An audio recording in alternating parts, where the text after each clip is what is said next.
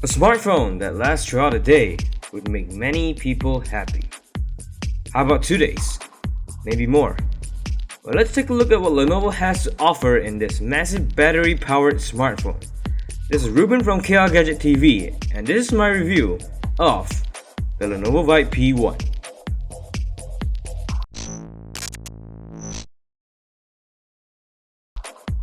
Although there's nothing extraordinary about its looks, its aluminum backing certainly doesn't feel cheap. In fact, it gives somewhat a premium feel to this mid-range device. At the bottom, we have a standard micro USB port and 2 speaker grills. Moving on, below that are 2 backlit keys and a physical home button, which surprisingly houses a fingerprint sensor, which is another plus. The volume rocker and power buttons both sit on the right of the device, with an extra textured slider button on the left, which toggles on a power saving mode for the P1. In other words, limiting the functionality of the device, which means no Wi-Fi, no Bluetooth. It powers down the P1 into a phone with the bare necessities such as calling and texting. On the top is a dual nano SIM tray and a micro SD slot hidden underneath a removable top cover. Weighing at a slightly hefty 189 grams, at its huge form factor, one-handed usage will be nearly impossible for those with small hands, like me. Which brings us to the display. The P1 sports a 5.5-inch 1080p IPS display, a screen size which is becoming quite the norm in many smartphones. However, its brightness, well, that one's a bummer. Full brightness barely turns up the P1's display. Fortunately, there's a way around it. An option to switch to a super bright mode, which definitely lights the P1 up. One thing to note is that the super bright mode doesn't drain the P1's battery as I thought it would, so kudos to Lenovo.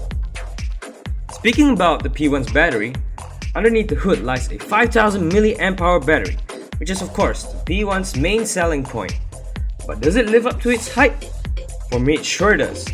For a moderately heavy user like me, nearly a whopping 7 hours of on-screen time with 21% left to spare is one heck of a testimony in my book.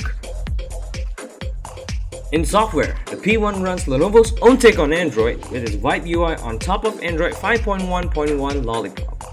But Lenovo has since added a near-stock Android UI within a drawer, giving a close-to-stock Android experience. Well, close enough. There are some pre-installed apps and bloatware, but most of them can be uninstalled. Other than that, we have a few features and gestures by Lenovo, some with fancy names, such as Knock to Light, and a few more.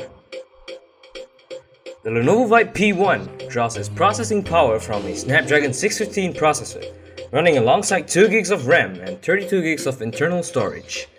Gaming on the P1 seems fine, running titles such as Asphalt and FIFA with minimal lags.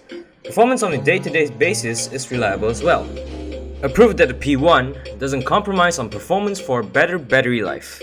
The P1 sports a 13-megapixel rear-facing camera and a 5-megapixel selfie camera, which is, on paper, on par with current smartphones on the market. Its camera is like any other, HDR and panorama features with a couple of manual options to play around. The focus works well, enabling sharp and detailed images. Colors may lose their saturation when focusing on a particular area, and dynamics run low when capturing bright images. Under low lighting, as expected, the P1 suffers a dip in quality. The camera has a harder time focusing on objects, an increase in the noise level, and many other similar problems that mid-range device cameras suffer from under low light. The front-facing camera is alright as well, but I prefer a wide-angle lens since I'm more of a group selfie person than a selfish selfie person. Overall, the P1 gets the job done for you on the go. The verdict? Well, the standout of the P1 is obviously its battery life. The rest are nothing too much to shout about. But this phone never falls short of its glory of being an excellent daily driver, so I have no complaints.